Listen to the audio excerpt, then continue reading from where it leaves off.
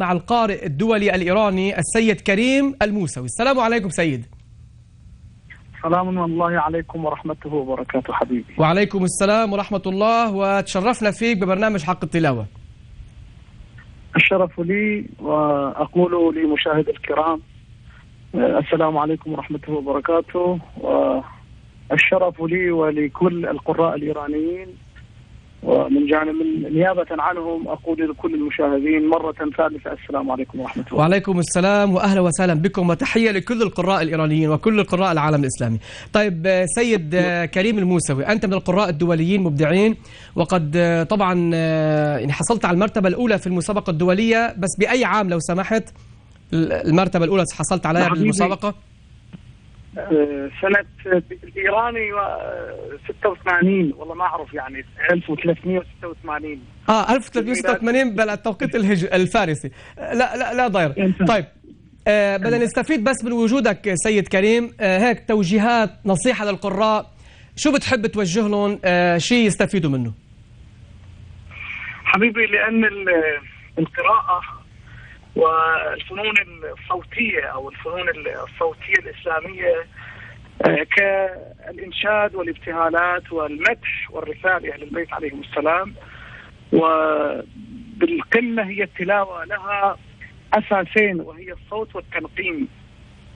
الصوت اللي سبحانه وتعالى أنعمه على بعض الناس وعلى بعض الشباب، والتلحين والتنغيم الذي لا بد من اختياره، لا بد من دراسته، لا بد من انتخابه.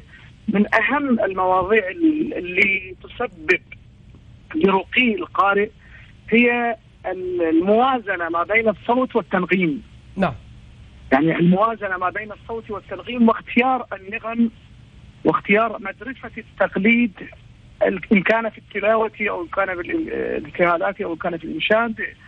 اختيار الدقيق للنغم على أسس الصوت، على ميزانية الصوت، على شكل الصوت، وعلى ما أنعم الله به على القارئ أو المبدئ بالقراءة. نعم سيد كريم، أهم نقطة اللي موجودة حبيبي. نعم سيد، بس لو حدثتنا قليلا عن موضوع المسابقة اللي حضرتك فزت فيها، مسابقة الدولية، مثلا كم عدد الدول المشاركة كانت؟ حبيبي أنا فزت بمسابقات دولية اللي أقيمت في سوريا، وفزت في مسابقات دولية اللي أقيمت في هند. نعم. وفزت في مسابقات اللي أقيمت في باكستان. ما شاء الله ما شاء الله. وفزت في مسابقات الذي أقيمت بإيران لأول مرة، وهي مسابقات على صعيد كل العالم في الابتهالات والإنشاد. يعني اللي ذكرتهم كسبت الرتبة الأولى في التلاوة. نعم. وكسبت الرتبة الأولى في الابتهالات على صعيد العالم. نعم، أيضا في الابتهالات ما شاء الله. طيب في الابتهالات. طيب والموشحات هم، يعني حصلت مع الفرقة في الإيران بالرتبة الأولى، وفي مسابقات دولية اللي في لبنان، يعني في لبنان. نعم. كانت في تقريبا 10 سنوات قبل، هم يعني احنا خذينا الرتبة الأولى في المرشحات.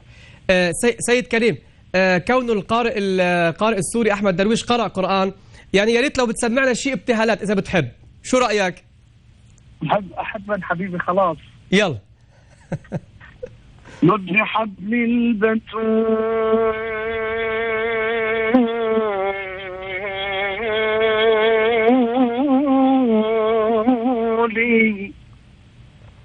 لوذوا بحبل البتول بعد أبيها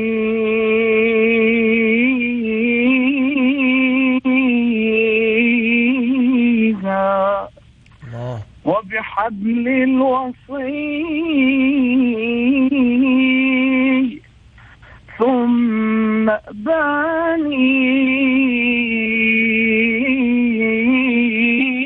بانيها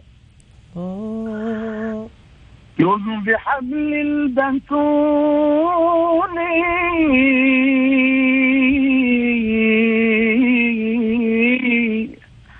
بعد أبي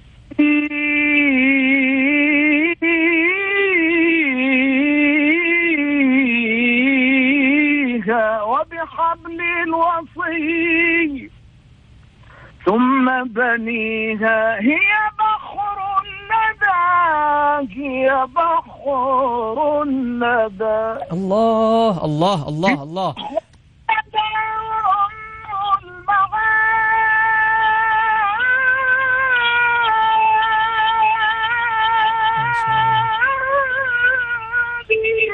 الله الله. قال فيها النبي قال فيها النبي قال فيها النبي أم أبيها.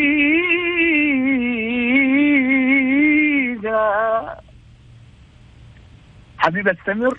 الله الله، يعني صدقا كنا حابين نكمل لاخر الحلقه. ما شاء الله، شو هالابداع بالاداء. حبيبي الله يبارك فيكم سيد كريم، وطيب الله انفاسك ويجعلك ذخر للامه الاسلاميه. بارك الله بكم. شكرا على اتاحه الفرصه حبيبي واعزائي. الله يحفظك والسلام عليكم. وفي هذه البرامج الكريمه والقرانيه. الله يحفظكم سيد كريم. تحيه لكم. السلام عليكم ورحمه الله وبركاته. السلام عليكم. السلام ورحمه الله وبركاته.